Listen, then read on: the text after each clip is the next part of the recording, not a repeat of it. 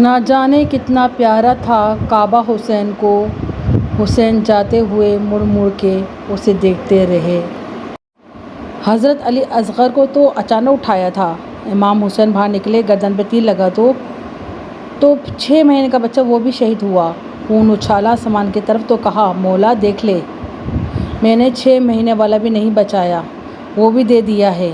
پھر حضرت عباس کو بیٹیوں نے کہا کہ اب نہ یہ کہتے پہلے ایک شہید ہوئے پہ کچھ نیک بعد میں، اب ہم سے نہیں، پانی کے بغیر نہیں رہا جاتا۔ تو جناب عباس پانی کا مشغلہ لے کے باہر نکلے، ایک ہاتھ کٹا، دوسرے پہ مشکیزہ وہ بھی کٹا، پانی تو پھر بھی بھر لیا، لا نہ سکے، پھر گردن کٹی تو شہید ہو گئے، بچوں کی بھی شہادت ہو گئی۔ پر جب ان کو لشکر اٹھایا تو امام حسین کہنے لگے، مولا اب نہ حسین کی کمر کمزور ہو گئی ہے، اب کمزور، او بھائی، ایک میت ہو جائے تو 4-5 دن تک تو آنکھیں نہیں کھلتی، کیسا جری خاندان ہے۔ تھوڑی دیر گزری تو امام علی مقام نے پٹکا باندھا، سر پہ دستار باندھی۔